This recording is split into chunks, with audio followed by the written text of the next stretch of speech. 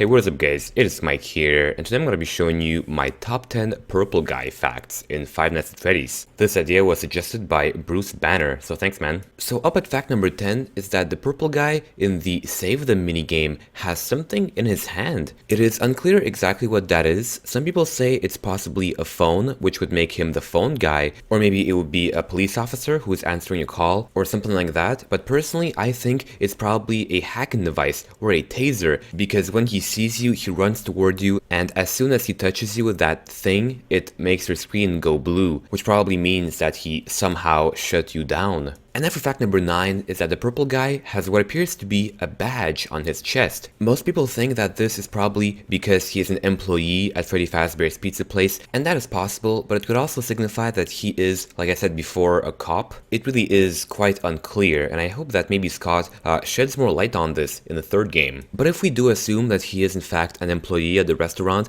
then it does make it likely that he is the day shift security guard who worked there before you. And that could actually make sense, since the phone guy at one point mentions that no one is allowed inside, especially any previous employees. And then for fact number 8 is that there are actually two models of the purple guy, and they're both quite different. It might just be that the animatronics just see them both differently for some reason, or maybe there's two different people, maybe even two different killers. I mean, look at them, you know, one is more purple, one is more light pink, you know, and also their eyes, you know, one has more white pupils, the other one has no pupils. So yeah, it really got me thinking. And F number 7 is that apparently the killer was caught and arrested. If you read the newspaper clippings that appear in the first game on the wall, it says that video surveillance identified the man responsible and led to his capture the following morning. And if we assume that the purple guy is in fact the killer, that means that the purple guy is now behind bars. However, personally, I don't think that they did catch him, because from what I see, the company is quite shady, and personally I think that they lied about that because they wanted to preserve their reputation.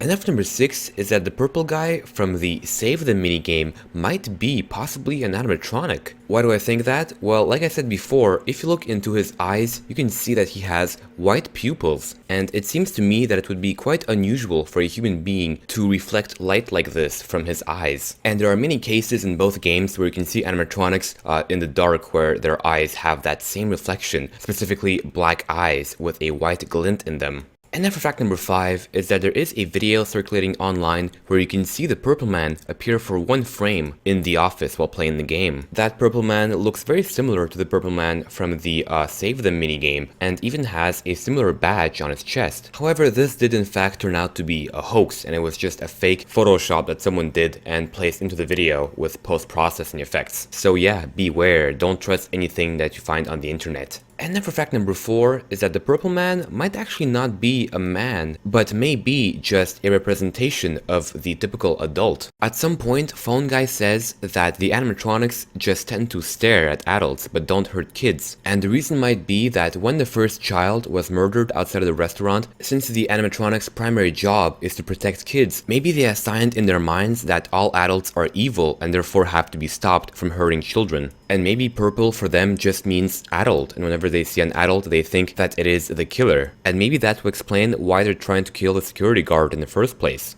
And F number 3 is that it is quite possible that the purple guy is actually Fritz Smith. For those who don't know, Fritz Smith is the guy who you play as on the custom night in the second game. And I actually made a theory video about this where I said that it is quite possible that the custom night happens before night 1. And that the reason why you are able to change the AI levels for the animatronics is because he found a way to hack the animatronics, maybe with some kind of a device. And that's why in the Save the minigame, the purple guy is able to shut you down. And that may be what he's holding in his hand, maybe it's a hacking device. And for fact number 2 is that the purple guy set in motion the whole thing. I have said multiple times throughout my videos that the marionette is responsible for everything. Well, purple guy is actually responsible for the marionette's existence. The reason why is because the crying child outside the building in the give cake minigame, after being murdered by the purple guy, he actually went on to become the marionette. The reason we know this is because, first of all, right after he dies, you can see the marionette's jump out at you. And second of all, the tear tracks on Marionette's mask are very similar to the crying child's tear tracks right before he dies. And now funny number 1 is, do you guys remember that picture that Scott leaked recently on his site, the one where it says I am still here? Well, there is a theory that whoever is in that suit is actually the purple guy. If we assume that the purple guy is in fact the killer and that he was sent to jail for his crimes, then it is entirely possible that after 30 years he could have been released. And you might say, well Smike, killing 5 children is a pretty serious crime, and I would agree with you. And you might then add, well wouldn't he then be sentenced to at least a life sentence? Well, you see, if you pay attention to the newspaper clippings, you can see that the missing children's bodies have never actually been recovered, and so there's no solid proof against them. And also there's the fact that around the world there's many people who have been convicted for murder and that we know actually are murderers who have been released from jail and are now free due to either a faulty legal system or just for being bailed out by rich relatives. So yeah, thanks for watching my video. If you've made it this far in the video, thank you so much, I honestly appreciate it. And otherwise, why not subscribe? And you'll be updated whenever I make any new videos. And yeah, I guess I'll see you guys next time. Peace!